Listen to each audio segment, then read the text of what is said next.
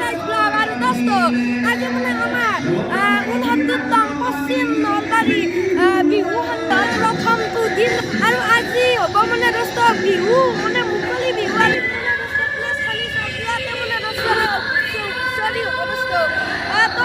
মই আপোনালোকক চব এটো যে দেখি আছো আৰু দোস্ত কালি মানে আমাৰ অহাকালি মানে আমাৰ অতিকৈ মৰমৰ দোস্ত আচুৰ্য দোস্ত তেওঁলোকৰ দুই এষাৰ কথা পাতিম ল'ব দোস্ত তো আজি মানে 5 দিন মানৰ পৰা পুৰা ধাৰাসাৰ বৰষুণ মাৰিছে আজি আৰু কালি বৰষুণ নিদিলে ভাল হৈ ৰ'বচোন আজি বা আৰু কেনে কৰে কি পৰিৱেশ কৰে যদি বৰষুণ দিয়ে চব উল্টি যাব হয় দোস্ত কি যি আজি মই আপোনালোকক পুৰা এইটো যে দেখি আছোঁ তো দোস্ত মোৰ লগতে আপোনালোকক আৰম্ভ কৰোঁ আৰু দোস্ত এতিয়া মানে বৰ্তমান ষ্টেজত মানে ডেন্স চলিছে ডেন্স খন্তেক পিছতে মানে দোস্ত মুকলি বিহু অনুষ্ঠিত হ'ব আৰু দোস্ত মানুহ চাব নেকি ঈশ্বৰ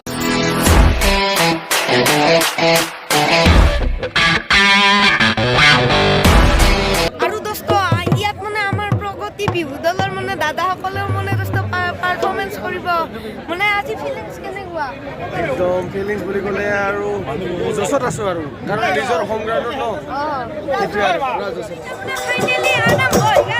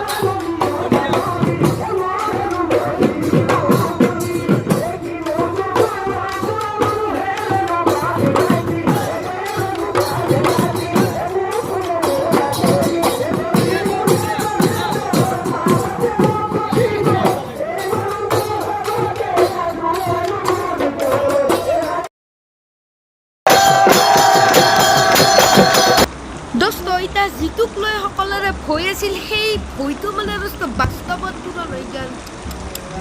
কি হ'ব এতিয়া মানে কি কি ধুনীয়া পৰিৱেশ আছিল দোস্ত কি কেনেকুৱা কৰি পেলালে এই বতৰটোৱে দুৰ্ঘটনা হৈ গ'ল দোস্ত শিল বৰষুণ দি দিলে দোস্ত চাওকচোন বাপৰে মানুহ গোটাই দোস্ত ভৰ্তি হৈ গৈছে হে বাপৰে আৰু দোস্ত আমাৰ মানে দীপু দাদা আছে মানে দোস্ত তেওঁলোকৰ মানে দোস্ত বৰষুণ নাহাতে মানে দোস্ত পাৰফৰ্মেঞ্চ হৈছে ৰ মানে আজি মনটো কেনে লাগিছে বঢ়িয়া লাগছে একদম বঢ়িয়া লাগছে বঢ়িয়া আৰু মানুহবিলাক পুৰা ৰবাৰ তলিত মানে ভৰ্তি হৈ গৈছে দোস্ত একদম অৱস্থা নহয় গৈছে